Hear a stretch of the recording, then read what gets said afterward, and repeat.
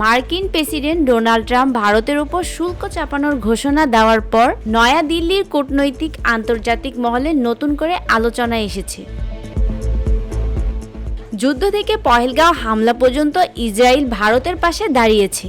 প্রতিরক্ষা সরঞ্জাম, গোয়েন্দা সহায়তা, প্রযুক্তি ও কৃষি উন্নয়নে দিয়েছে সরাসরি সহযোগিতা। এবারও জটিল পরিস্থিতিতে প্রধানমন্ত্রী বেনিয়ামিন নেতানিয়াহুর নয়াদিল্লি সফরের ইঙ্গিতকে অনেকেই সংকটকালের পুরনো বন্ধু বলে মনে করছেন।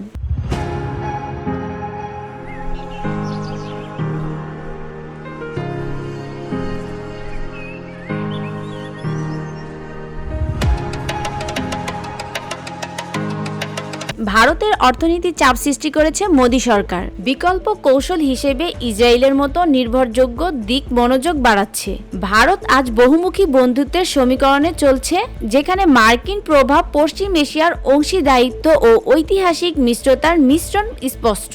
ফলে আজকের প্রেক্ষাপটে নয়াদিল্লির এই কূটনৈতিক ভরসা এক ধরনের কৌশলগত ধারাবাহিকতা, যা সংকটের দ্রুত কার্যকর সমাধান পাওয়ার এক পরিক্ষিপ্ত উপায় হিসেবে বিবেচিত হচ্ছে।